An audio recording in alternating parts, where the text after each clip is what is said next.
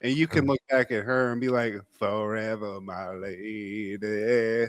Oh yeah. Before she leaves, Bernice shows off some duck jugs, Steve. I noted that. Get me on Crushgasm. Whackety quack. Oh my! You see how her mouth is drawn? Yeah, look at those teeth, Steve. Well, what about recurring dreams? Did you ever fantasize about your mother? No, not anymore. Happened in the 90s. Did you know May 28th is Menstrual Hygiene Day?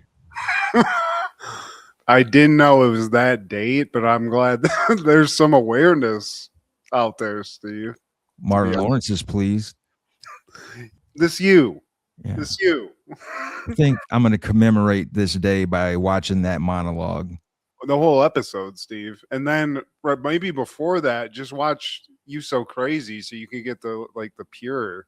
What's up, hoes? You can't be my you too skinny. I can't get up in it. I can't get up in it.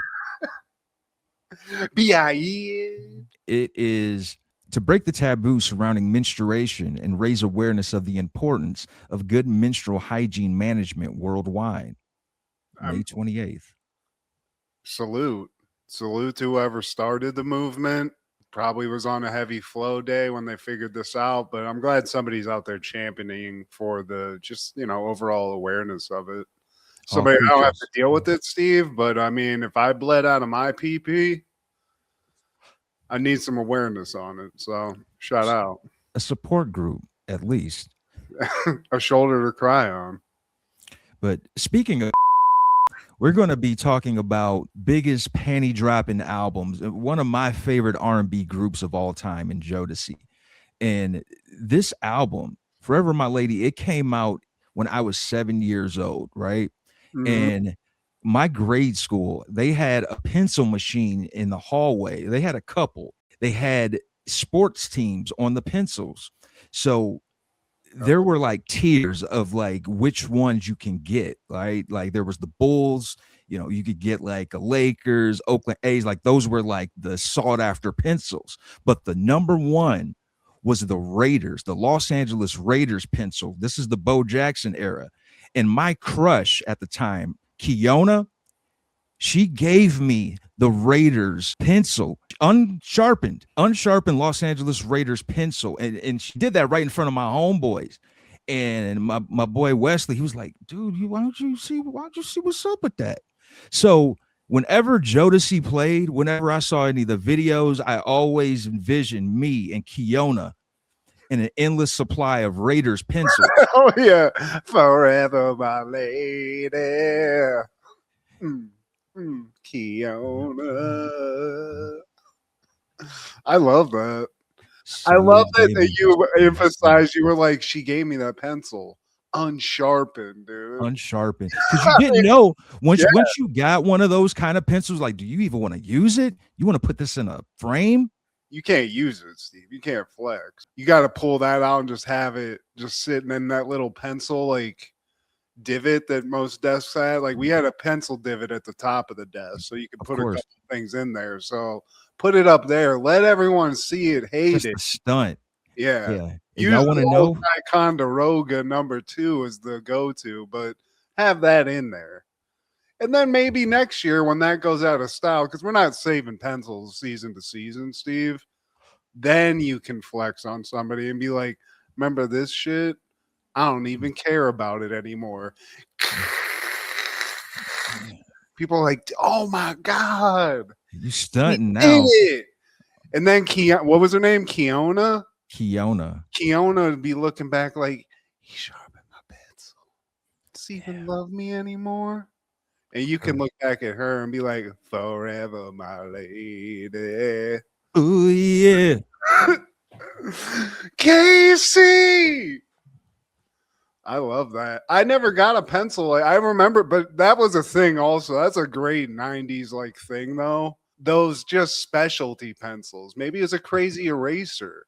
Maybe it's a crazy design. Yeah. Or you got, like you said, you got those sports teams. Obviously, I wasn't going for the Raiders. I was going I was going for the A's myself because I liked Jose Canseco if I had like one of those options. There was one brand of pencil that I used to love. I can't think of it. It was just like a cool looking pencil. Maybe it was just like a Bic thing, but hell Big yeah. had it on lock. 90s pencils, Steve? Shit. So you gave me this pencil, and it feels like a dream. We gonna be laying in pencils while we doing the damn thing. Kiona, my lady. Ooh, yeah. Curiously unthreatening. I get winded when I use a rotary phone. Intriguingly bland. I'm wearing a fragrance. Surprisingly low-key. This is me excited. He's Dr. Katz. So remarkably mild-mannered, you feel totally comfortable confiding your innermost secrets to him. And that's what makes him such a deviously brilliant therapist. Oddly enough, a lot of it comes from the buttocks. Dr. Katz, professional therapist. Every Sunday at 10 p.m. only at Comedy Central. Happened in the 90s was streamed before a live studio audience. This is Steve G and Mad G with Happened in the 90s, a show where we talk about what happened in the 90s. So get out your backdraft tapes and your back-to-back Bulls caps and come and talk to me. I really want to meet you. Can I talk to you? Yeah, I really want to know you. Can talk to me, my baby. I really want to meet you. Can I talk to you? Yeah, I really want to know. I want to know. Now, why don't you tell me your name? Whoa, whoa, whoa. Wish I could be Jodeci for one day, Steve. Just for one day. A day. Well, today, my friend, we're talking all things May 28th in the 90s. Oh. Starting off in 1991, Jodeci would release Forever My Lady, and the world would never be the same again. Casey, JoJo, Devontae. What was the other guy, Steve? Dalvin. Here's the thing that blew my mind when I found this out. Obviously, panties were dropped. Mm-hmm. Sex was had to this album many times. These guys were like in their early 20s, Steve. Yeah. God damn it. You could have this power and you're in your early 20s. Like, did they OD on it? A couple years removed from high school. Fuck. And Diddy had something to do with their success. I believe he was like their costume guy, their wardrobe guy. And Jodeci, part of their appeal was like they had like the urban, because, you know, R&B groups, they would always wear suits. New Edition, they would always have the colorful suits. Yeah. Or, you know, but these guys, they came through in leather vests. Like these guys, they look cool. They got the honeys. You know, in the 90s, if you wore a leather vest, you look like you could probably kick some ass. Yeah. I could never pull off any leather anything, to be honest with you, Steve. But the look. Also, I mean, I'll Be Sure was behind the scenes, which that's got to help.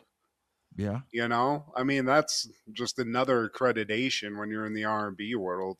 And it's got that nice mix of poppy stuff and then the nice little sexual breakdown songs where you get the nice, you know, the good hook and then a couple minutes of, I want to tell you something, girl. Sounds like you're gonna bust a little bit when you're singing too. I like that kind of R&B, Steve. This is it. This is the height of the genre, to be honest with you. I feel like early 90s R&B might be my favorite. If it's not my favorite, it's up there, one of my like eras of R&B. It's crazy that some of the people that you know as like legends also behind this, like I'll Be Sure or somebody like it's crazy that he was like doing stuff behind the scenes too. You're not just talented enough to make a woman's panties come off by singing to her. You also can make songs. It sucks for me. Baby, won't you just stay? My phone, Steve. My phone. I dug that too. To be in Jodeci in your early 20s, I can't even imagine what that was like. That's great. Salute to these guys. On that same day in 91, the Smashing Pumpkins would release Gish. I love the word. Gish. Gish. It stems from the actress Lillian Gish, who we talked about before. They had the film theater building in Bowling Green named after Lillian Gish, and they removed her name in 2019 because she was connected to Birth of a Nation, the D.W. Griffin movie. Yeah. Gish. Yeah, Billy Corgan, he named it Gish because his grandmother at one point saw Gish ride through her small town on a train. And like that meant the world to her because she lived in a small town. So, Wow. That's how small the world was, Steve. Oh, there's yeah. Gish on a train. My Wednesday was awesome. Right. I'm not a huge Smashing Pumpkins fan, but like there was a time and place like Melancholy and the Infinite Sadness as an album, double album especially, dug it. I don't really know too much about this, and I'm going to be completely honest with the audience. Didn't listen to it. Was too busy on the Jodeci tip. I mean, I love Billy Corgan, dude. I think he's a genius, but I'm only into it for the one out, like that one like time period. And this, I don't think sounds like that. No, it doesn't, man, because the hits don't come until later, but you do get some samples of what's to come.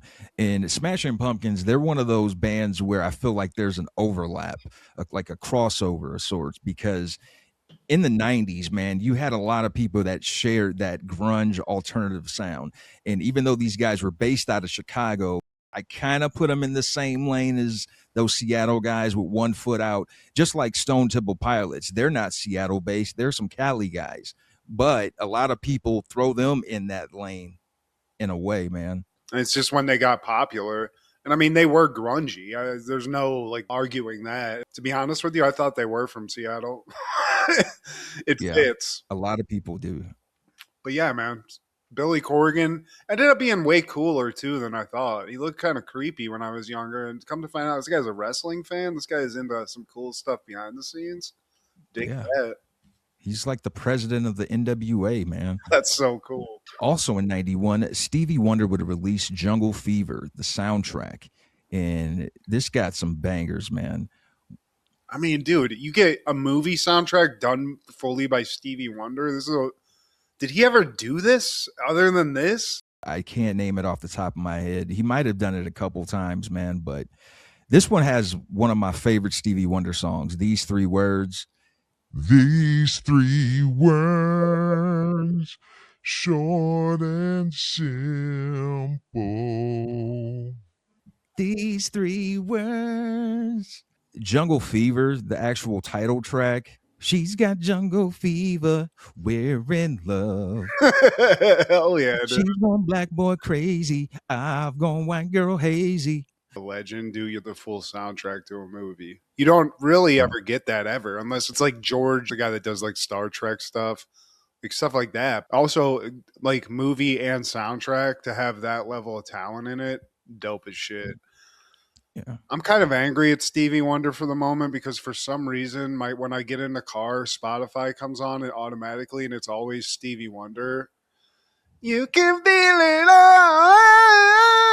And I'm just been I don't like it, Steve. It's an extra step to me getting to what I want to listen to, and it's pissing me off. So I'm sorry. The Lord is telling you, you need Stevie in your life. I do, I think, honestly.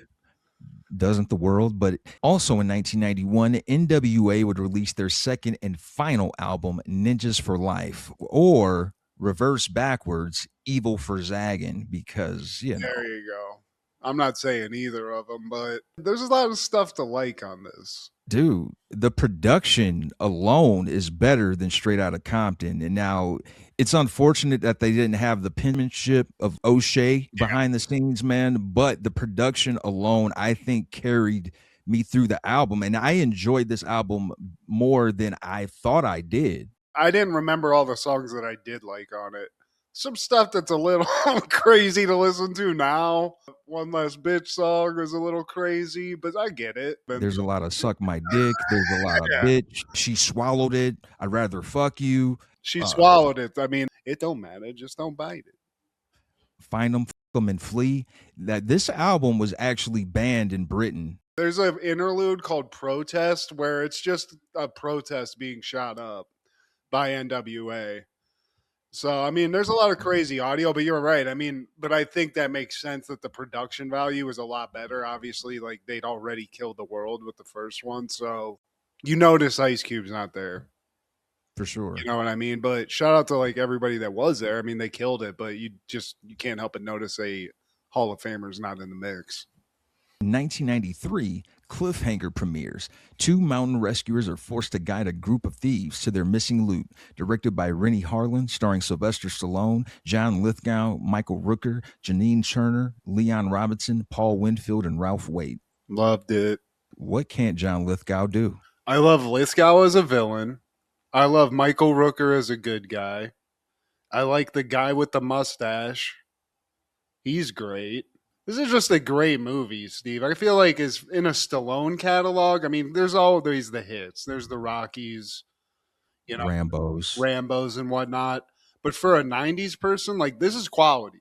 This is a quality movie. You're not going to deny that. I watched it, loved it just as much as I used to. And it came out the same year as Demolition Man. So Rocky Stallone, you were doing your thing in 93. Great action. Blood and Snow always looks awesome. You talk about production value. They're shooting this on a mountain.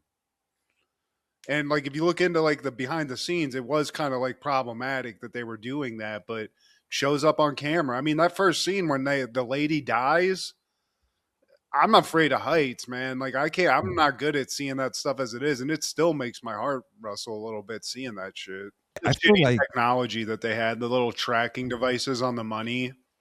It's like, come on, man. What is this? What are binoculars with a battery and some kind of weird code? What is this thing? So the main guy, the turncoat agent or whatever with the mustache you were talking about. Love that dude. Like he got killed from a guy. He got killed by a guy under ice.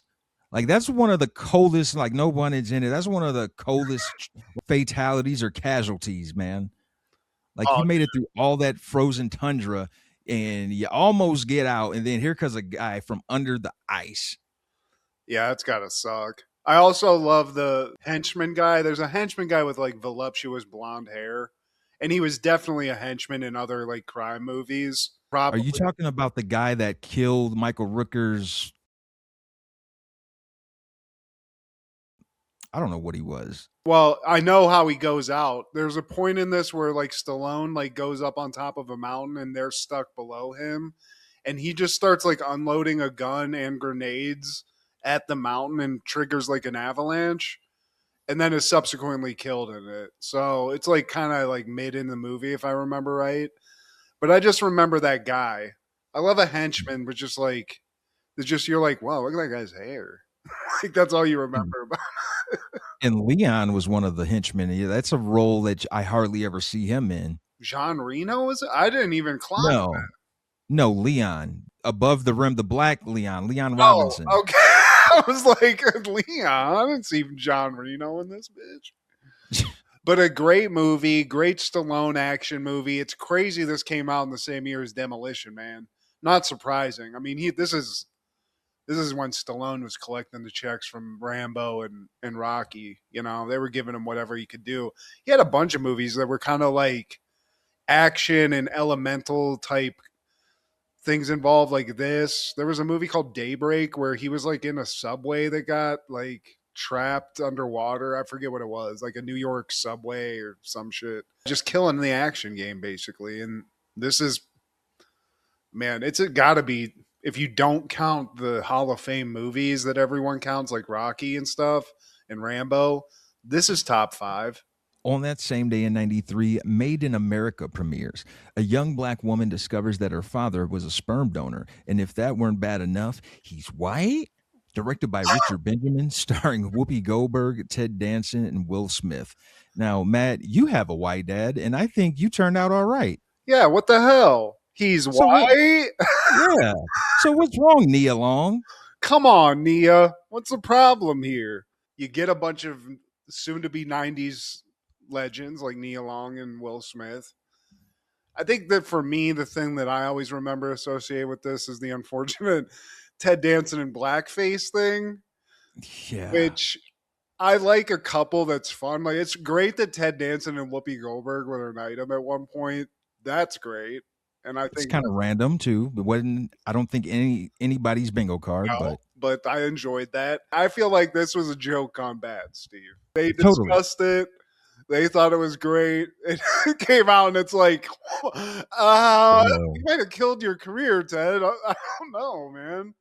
It's not too late to take this post down. Yeah. We might need to call the Cheers guys. We need some help here. We got to do some damage control. But it's a good comedy, man. It's fun. And it is cool to see like people who are going to be way famous in these roles. Like when Will Smith kills his role, he's funny. I feel like his stuff was improv, man. It seemed that way. I feel like the director's like, dude, just be Will Smith. Yeah. We just need Will Smith right now, please. That's it. Ted keeps mentioning some kind of blackface gig, and I don't know. I'm worried. You are the system at this point, Will Smith. Just be you. Ironically, Will Smith and Nia Long, they would be an item on the show on Fresh Prince, where she stood him up at the altar. They were actually engaged. Didn't we cover that episode where she tricked him into thinking, yeah. Yeah. Also, I mean, there's some other people in there, like Jennifer Tilly's in this. Who am I? Oh, Paul Rodriguez, comedian Paul Rodriguez is in this. East of LA, Paul Rodriguez. He was famous. He's a good comedian. He's a nice Latin comedian. He was funny in this. Yeah, he was like the Kevin Hart for Hispanic people in the 80s. Kind of, yeah. Him and Cheech. Also in 93, Super Mario Brothers premieres. Two Brooklyn plumbers, Mario and Luigi, must travel to another dimension to rescue a princess from the evil dictator King Koopa and stop him from taking over the world. Directed by Rocky Morton and Annabelle Jankel, starring Bob Hoskins, John Leguizamo, Dennis Hopper, Samantha Mathis, Fisher Stevens, Fiona Shaw, and Richard Edson. Can you just burn a pile of money in lieu of making a movie, Steve? Because you would have been better off. Why was this movie made, Matt? Why? Just because I feel like Nintendo got a little cocky after they made that movie The Wizard with Fred Savage. That was like a big ad for Super Mario Brothers 3. That was good. You know, you get Slater, you get Fred Savage, kid that says California. We sell a bunch of games. This, I don't know, man. I don't know who decided to veer this into the way that they did, but as soon as you read the first draft, who was like, yeah, keep going, man. Cook. They were better off making a sequel for The Wizard. I believe me, I wish they would have. Just follow the kid with the power glove. That kid was super cool. And instead of Super Mario 3, just have them try to win Super Mario World. Let's just keep it going. And then N64 comes out. Let's see if he can beat Mario 64. Absolutely. I'm in. This, no. Nothing works.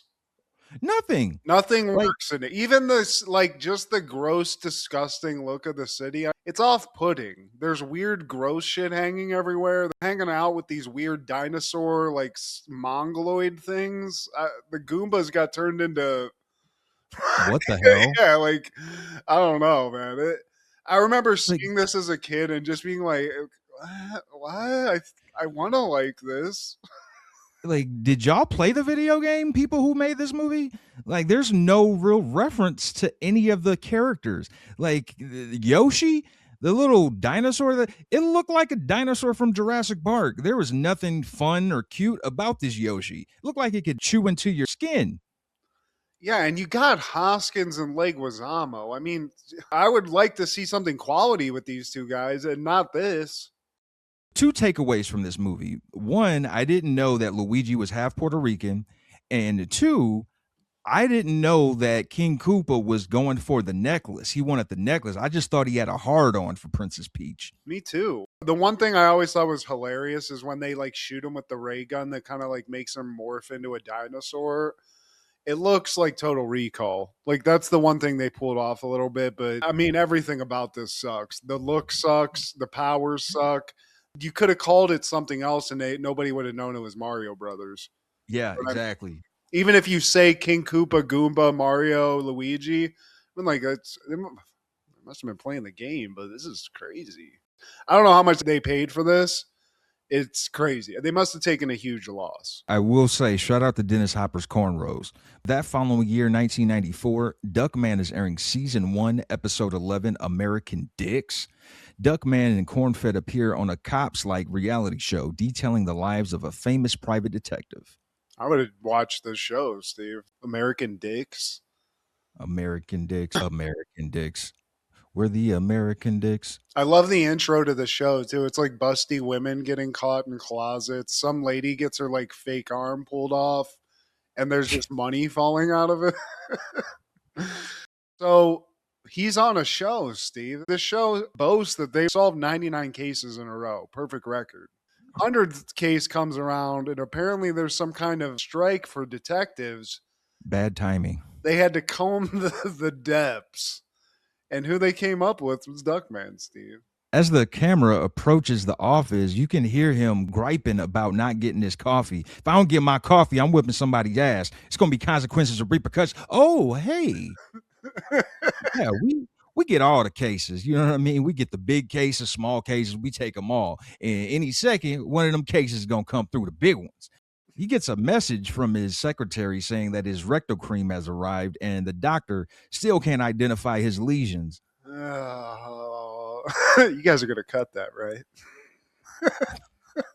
Then we cut to Cornfed, like confessional, like MTV style. And Cornfed basically is like, before I met Duckman, I was lost, man.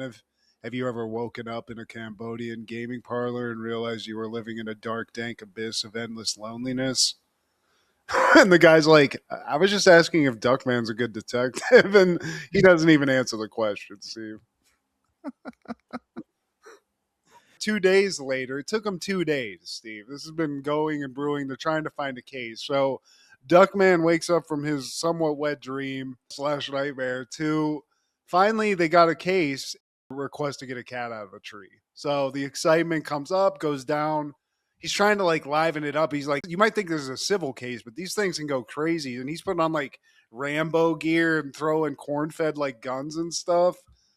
And then they turn around to leave, and it turns out that they're two cute little secretary people, gummy bear things, have actually already found the cat, Steve.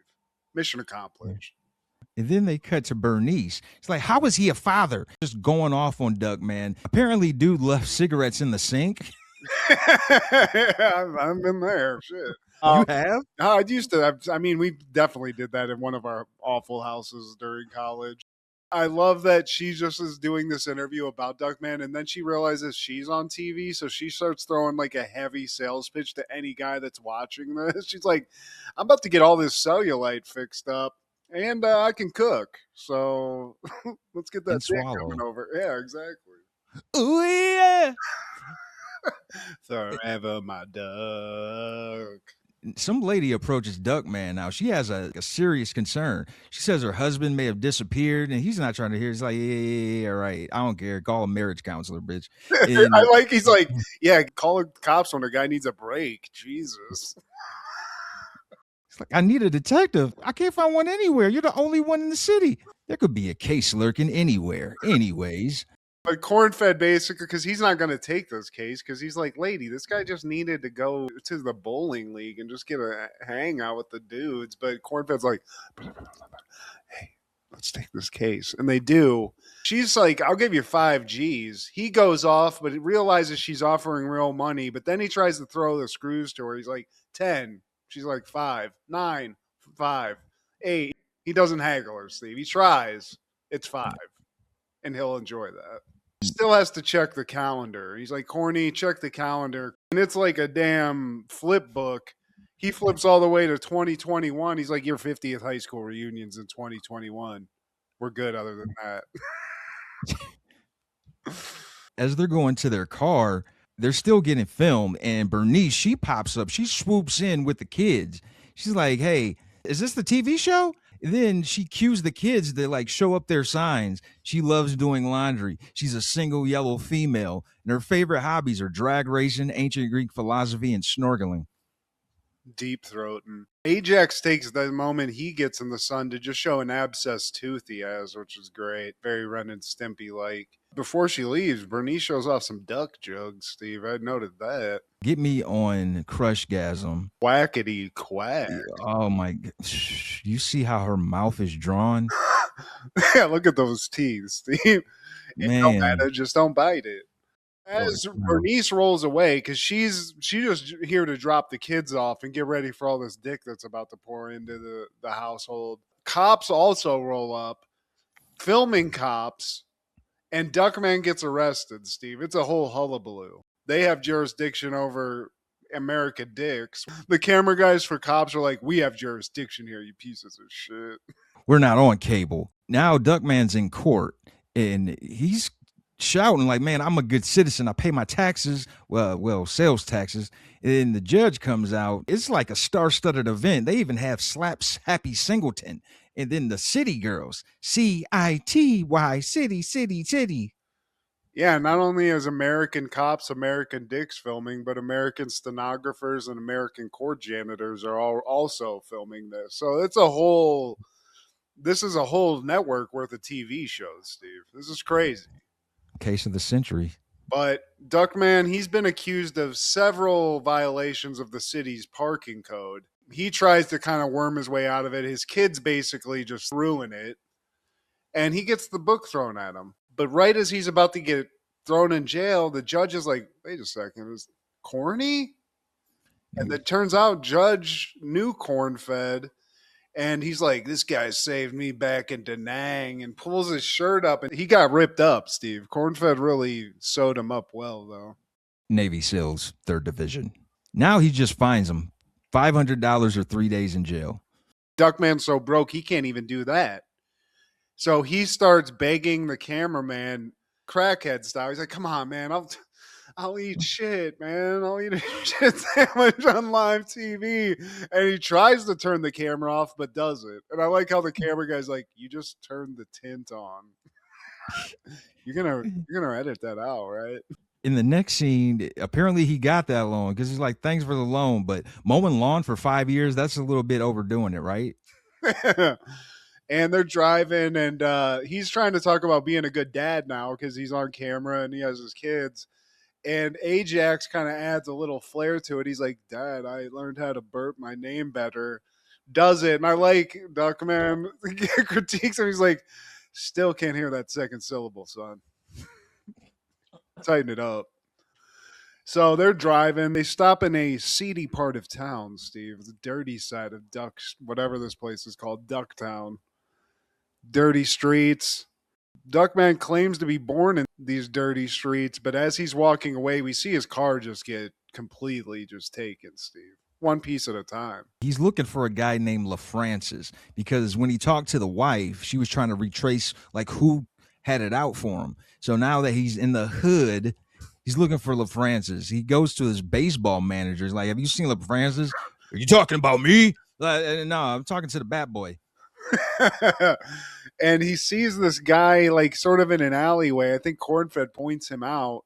It kind of looks like a dying pimp, Steve, and that's LaFrancis.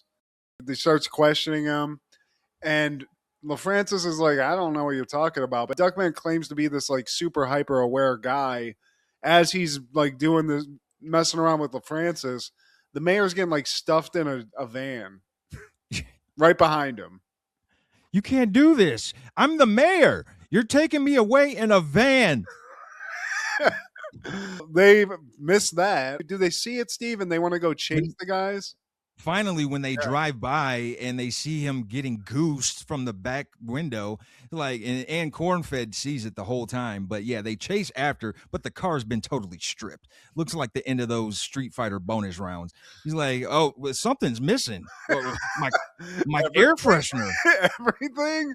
I like how he like turns, he takes a hard left, and the camera guy, you see the camera guy like fly out with the camera. It's funny, dude.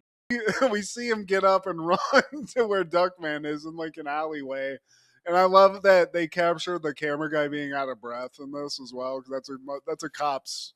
You have to. Totally. It's cop's audio. Come on. and he catches up with them, and there's like an ice cream truck, I guess, and Cornfed and Duckman are there. But then like the guy just trips and falls into Duckman, and I Yeah. think they get away. I think because of that. And now we're in the Duckman's office, and he left the kids outside by a cab. Yeah, they're like, "Can you at least give us some cab fare, Dad?" Like Father of the Year. I like that before we get to his office, they got the camera guy goes into a massage parlor that is right by the office too, and they almost get killed by a hooker. We cut to outside of psychic, and Duckman comes out guilty. He's like, I think I went in there for a lead, and then he just like as he's walking away, he's like, "Kidnapper's a Scorpio," and there's some relevant evidence there, Steve. He's like, man, I got it figured out, man. I know who to call. So he just like cold calls people. Hey, you know where the mayor is? And Cornfed's like, "Hey, Duckman, look at this." And he shows him like this milk carton. It has a picture of the mayor tied up with a gun being pointed at him by LaFrancis. The guy he just saw. Yeah, but Duckman, he drinks the milk, is like, "Oh my God, oh, that's crazy." And you think he's going to like mention that, but he's like, "This is expired milk. Can you get sick from this?" But Cornfed's great in this. So when Duckman's freaking out about the milk, Cornfed's like, "It's a picture that leads to the conclusion that LaFrancis kidnapped a mayor and is holding him at the dairy he owns, the same dairy that wasn't paying any taxes." So there's the motive, Steve. Cornfed, detective of the century. Put a bat suit on this guy, Steve. He even has the ears for it. They show up to the dairy. He's talking about a big bust, and then he turns around and there's a chick with some huge jugs. You son of a bitch. I like the camera guy just steps in cow shit too, and it's like, God damn it. Everything. I love the camera point of view. And then as Duckman steps into those big teats, Cornfed's like, "Look at those teats." And the camera turns around. He's looking at actual cow teats being milked. The udders. Yeah. But then an employee comes over and is like, "Oh, they milk the cows so they don't get sore teats." And I love Cornfed and Duckman both look at each other like Beavis and Butthead are like, "Teats." Meanwhile, the mayor's in the other room getting jumped. And Cornfed ends up saving the day. They're approaching like a doorway where this mayor is. There's a huge scuffle that goes off, but while that's happening and Cornfed's saving the mayor and the world, Duckman's having some kind of weird phone argument with Bernice, who called in just to kind of like also get a little shine on the TV show because she still wants a man. Cornfed saves the day. Unfortunately, Duckman arrested again because the lady whose jugs he walked into wants to press charges. So there's that. That's the duck that put his head between my breasts. Cornfed, he ends up getting all the accolades, all the propers, all the flowers. And Duckman, the typical Jason Alexander character, man, he's sitting in shit. But he does have his own reward, being a good father and being there when his bogs need him. Wait a second. And then he realizes the cue card guy screwed up the spell. He's like, "You're trying to make a fool of me." Oh. Supposed to be my boys. Bernice walks in, Steve. She's dressed like an old-time Western hooker, ready to go for you, Bernice. Steve. Yeah. Don't overheat yourself. And turns out she's going out with Mike, who is the camera guy, Steve. Thick thighs save lives. But Duckman, he punches Mike, the camera guy, out because he can't have that. He's like, "You're going out with my sister-in-law?" Crack.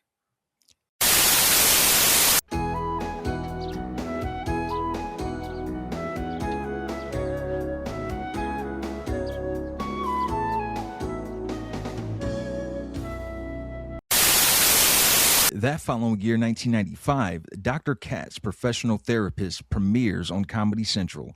Ben sees an ad in the paper about raising pot-bellied pigs, breeding them, and selling the babies, and wants to do that as a job. He also meets Laura, Dr. Katz's receptionist, though when he offers to treat her to a cup of coffee, she goes by herself and asks that he reimburse her when she returns.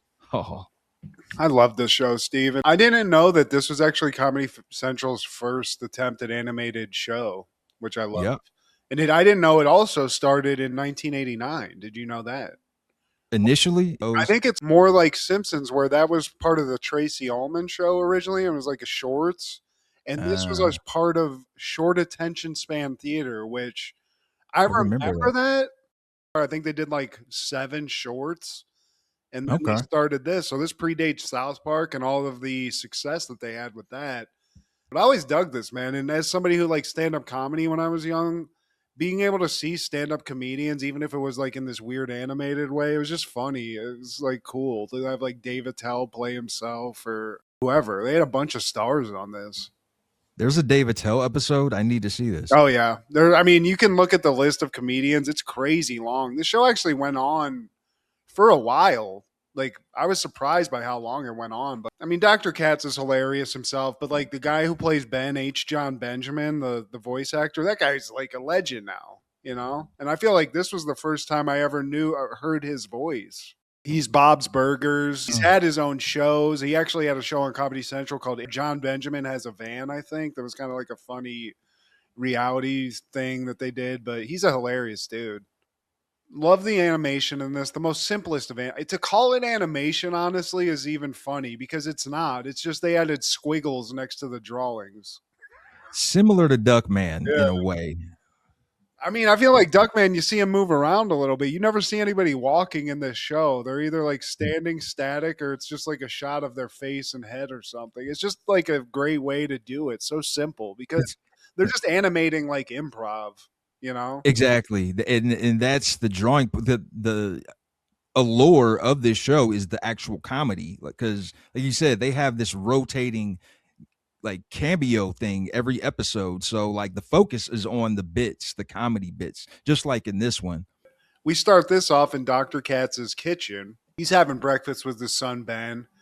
And Ben's in between jobs, Steve. He wants to be a daredevil, and there's just not a lot out there for wannabe daredevils. Dr. Katz is like, what are you looking at in the paper in the wanted ads? Are you just looking at the daredevil section? I had to work through college. You know, I started off as a pimp. No, but actually for 4 years, I worked in a factory. He said something about being an elevator operator, and then he moved up to being a supervisor of the elevator operators. It's just how it goes, Steve. You got to be realistic. And Ben's like, okay, you know what? I got to go take a nap and think on this. And then they get into a thing about doing dishes, and Ben's like, I'm going to do the dishes. And okay, they get in an argument about that, but he's like, I just got a nap first, so I swear it's gonna get done. Your day must be difficult. Well, we should schedule it. Oh yeah, let's do that. Well, meanwhile, I have to speak with a man who thinks his feet aren't finished. That's what he says. And then we cut to his office. Before we meet that guy, we meet Laura, who's just kind of an inattentive woman, Steve. She's not here for the job. She's bored. He's trying to get her to do something. Doesn't happen. The patient comes in, and Laura's just kind of mad dogging the guy, which isn't great for a therapy office. I need an updated schedule. I'll call you back. I'm on the phone, sir. I've gotten this a lot. I've had this kind of energy from people. But then we cut into the office, and Dr. Katz is interviewing Bill. Bill, whose feet are never finished, Steve. Dr. Katz is like, so when do you think they will be finished? He's like, when they fit in these sandals. It's very weird. And I like how they go meta because I feel like this is a shout out to the limitations of the animation. When you're starting off sketching or drawing, they always say that's like the hardest part to figure out is drawing the feet. Yeah, there's a guy who's made Deadpool who everyone makes fun of because he can't draw feet at all, and he's a professional artist. So, but everything else looks dope. Everything looks dope except for those feet. They look like little triangles. I like Dr. Katz is like, seems like you need a podiatrist. I don't know how I can help you. And then we find out a little bit more about Bill. His wife's a Canadian nurse, and that's really all he knows about her. And then he's like, should have asked more.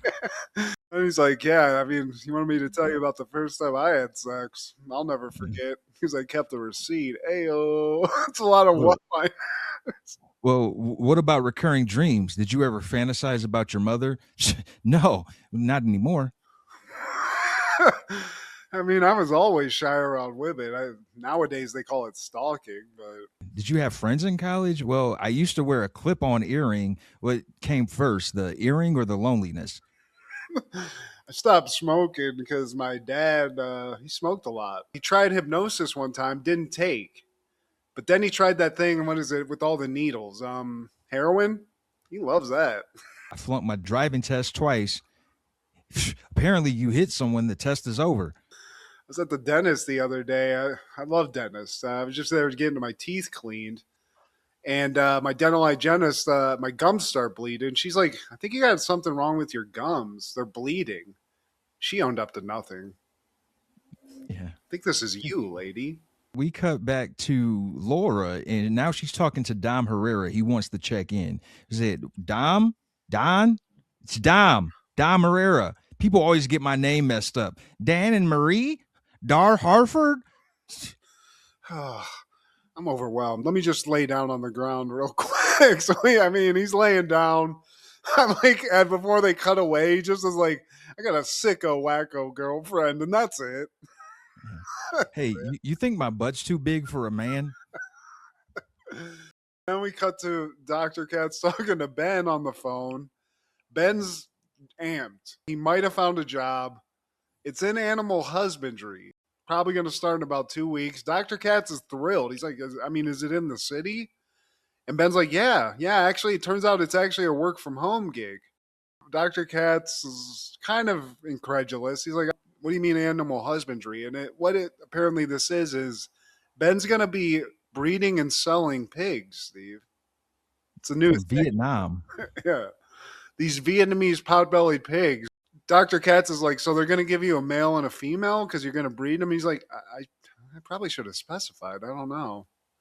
Yeah. But they're 3 thou wow a pig, and that's a pretty big ask for a guy who doesn't have a job, Steve. I just want to sell the babies. And Dom, he's still waiting. Tell Dom I'm running late. So order 10 pigs. They actually have a discount, and they take 10% off. So Dr. Katz is going to come to a petting zoo at home when he's off. But then we cut to Dom's visit. Dom Herrera, legendary comedian. He's like, yeah, people are always bringing up my hair loss. It's awful. Oh, did you lose some hair? No, I went to the barber and asked him to give me the big V thing. And while you're at it, give me that Friar Tuck look. Chicks love that. Does aging scare you? I just hope I don't do something stupid. Those stupid toupees. You get a toupee so bad no one cares, I guess. You even have the decency to open up that little animal's eyes. You got on top of your head. What about childhood? Well, I went to a Catholic grade school, and the one thing nuns really hated was calling them my man. Hey, my man, sister. Hey, my man. They don't like that. But then we cut out to the waiting room.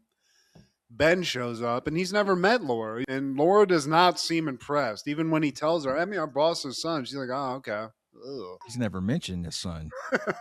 Oh, wow. Ben makes it even weirder. He's like, oh, we're kind of related. Like I'm my dad's son. He's your boss. And she's just like, great. It's a lot of that. Great. You want to go out? Oh, wow. That'd be great. So she takes off. She's like, if anyone calls, just tell them I'll be back. Wait, hold up. What I meant was for you and I to get some coffee. Look, can you just reimburse me when I get back, ugly ass boy? So Laura's out.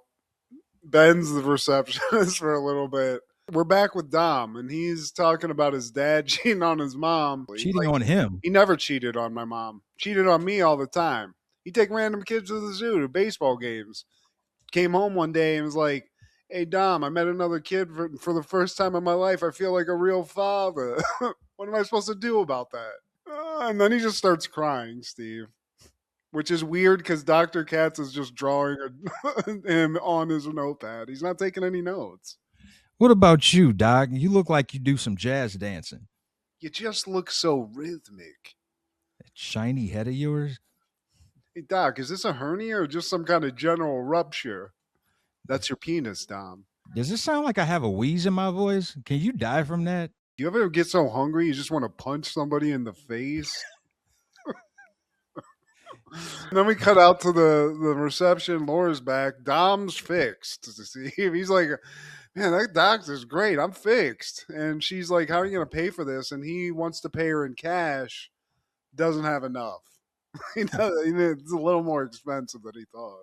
He's got some lint, some matchboxes. Some people don't like themselves. So we don't want to reinforce this, Laura. Like, take it easy on them. Do you have any idea what it's like to deal with crazy people all day? Well, guess not. And then we cut to the bar, Steve, the old bar, where Dr. Katz goes and just de-stresses. He's hanging out with his buddy Stanley and talking about this whole pot-bellied pig thing that Ben's into. Stanley thinks that they're like some kind of mini pigs. He's got a lot of thoughts about this, Steve. And by the way, did you see that bartender? The way her lips were drawn. Julie, the bartender, she is kind of hot, Steve. And that drawn body.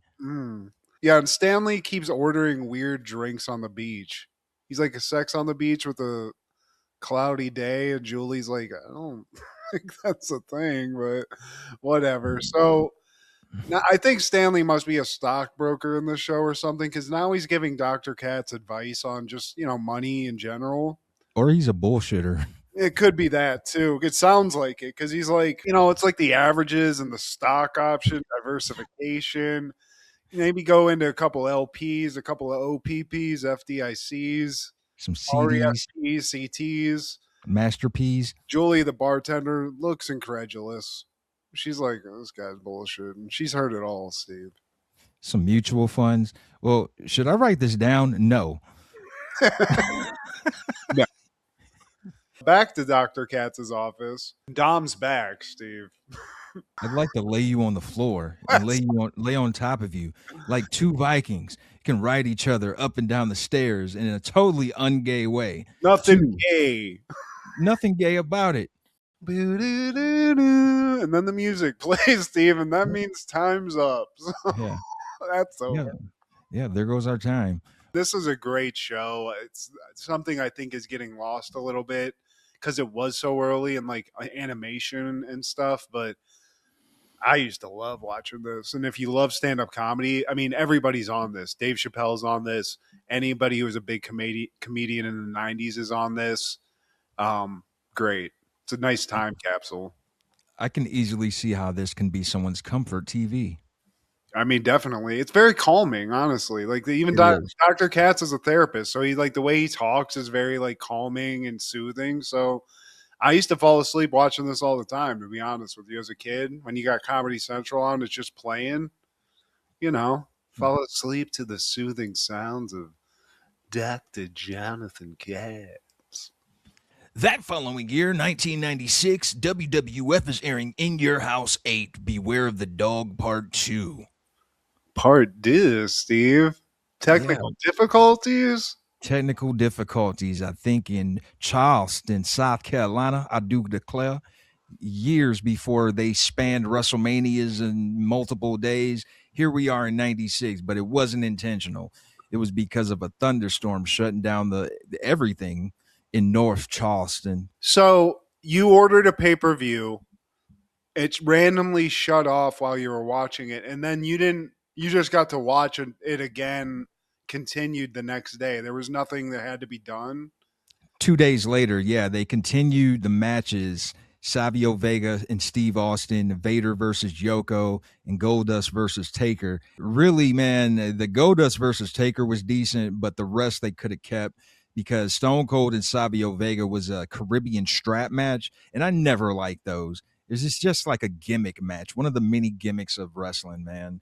And it was such a cheesy finish because Stone Cold, he touches the three corners, and then on the last corner, they're doing like a tug of war, and Steve Austin, he tugs so hard that Savio Vega flips into the fourth one because he was tagging along with Steve Austin, unbeknownst to Stone Cold. Such a new generation, mid-90s WWF swerve. I guess you have to give people what they bought, but that's hilarious. They were just like, finish it off.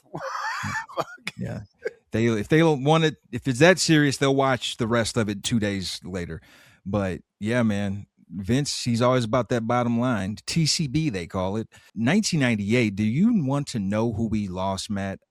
You want to know? I'm scared. Yeah, man, I was too, because we lost Canadian-American actor and comedian Phil Hartman at the age of 49. This sucked, dude. This was a crazy one, too. Crazy. His wife, that bitch. Cocaine, too. Yeah.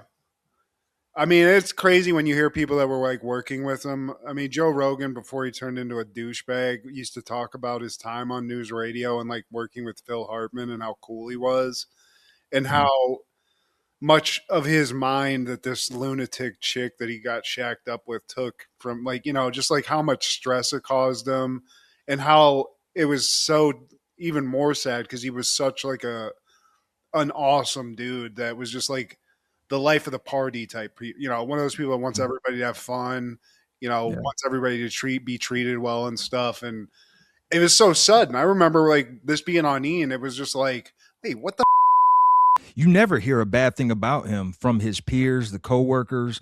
When I heard about it, it was on MTV, one of the award shows. I want to say it was the Music Video Awards.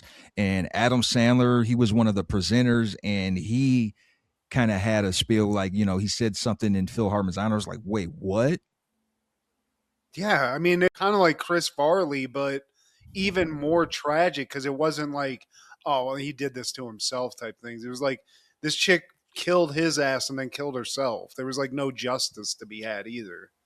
And I think he And had kids. Like, I think there was like yeah, some kids involved, which was even more horrific. But what a loss, dude. Think if we had Phil Hartman, I mean, he'd be around now. It's not like he'd be gone. I would yeah. think. He'd definitely be employed, man. He has so much talent. How could you not have him in your production, man? And to think about it, I didn't even realize this. We lost two of the greatest SNL performers back to back in 2 years in a row. We lose Chris late 97, then here we are, man, mid 98, man. We lost another great from the SNL cast. But I'm sure you're aware of this, but eerily in the introductions when Phil Hartman was on the show, he's sitting across from Bryn, his wife at the time. Dirty ass devil bitch, Steve. Took it all. Was probably I feel like there was a story where she was trying to like take his money in like a divorce thing too. But man, also just seem one thing I'm just this is just like a side note. Heard he was a huge pothead. Can you imagine just hanging out and just getting fucking ripped with Phil Hartman? How fun would that be, dude? And we lost that. Yeah. That's Missed crazy. opportunity. And he's doing his different voices like, whoa, Troy McClure, do Troy McClure, do Lionel Hutz. But man, RIP to a legend, man. There's can only imagine. In 1999, Notting Hill premieres. But what do you have for callbacks and takeaways, Matt? What the hell were you thinking? Yeah, there's That's all that came from that movie. So much. I mean, I do want to give a big shout out to Cliffhanger again. Great movie. Check it out. And I'm just doing this because I'm pretty sure you've mentioned this on the show. Sometimes maybe it was a conversation we had. I saw this video about just how prolific Jimmy the Mouth of the South Heart is in general. But the main point that just keeps blowing me away is how many of my favorite theme songs for wrestlers that he wrote and made. well, you haven't seen the Hawk documentary yet, have you? No, I haven't. I need to Well, check it out because you've told me to. To go back to your point, man, so they interviewed just about everybody. Even President Orangeface was interviewed in this documentary. But when they went to Jimmy Hart, bro, he's being interviewed at his home. Oh my bro, he is living larger than I ever expected, man. He's living in a castle. Dude, I love because you do know he was a musician before this, man. He was in a band called the Gentrys. I can only imagine, man, he probably was frugal. I imagine he was frugal. So a lot of the stuff he earned in wrestling, and even in those signings, a lot of those celebrities at these signings, man, some of them can make a killing. So I know he's done that over the years. But dude, Jimmy Hart living like a king, bro, as he should. Yeah, he deserves that, especially because one, no, you don't see that happening a lot for wrestlers in general. No. It's living long, fruitful lives and like reaping the benefits of it. Yeah. That's hugely successful. But then when you're like every theme song I used to love as a kid, even the lesser known ones like Repo Man that are just anything that was memorable, he probably wrote it, which is insane. Some of the best songs. Sexy man. Boy, Steve. Yeah. That's great. So that's my shout out, Steve. Jimmy the Mouth of the South Heart. You don't need any flowers because you got them all already, but hell yeah, dude. shred. My takeaway is that not enough of you women are washing your ass. This you. With with the pilly packers and whatnot, and also, oh yeah. So please like, share, subscribe, and comment. Please tell your sister, oh yeah. Check out Food Show Fanatics as well as Crushgasm every Wednesday with Kendra G, our guy Clark the Shark on podcast, or Wrestling with Ronzilla on TikTok, and Splat Attack. This is Steve G and Matt G with Happened in the 90s. Matt was the fat kid, Steve was the flat kid. Life wasn't always great, but you know what was? The 90s. Happened in the 90s. Yeah! oh yeah.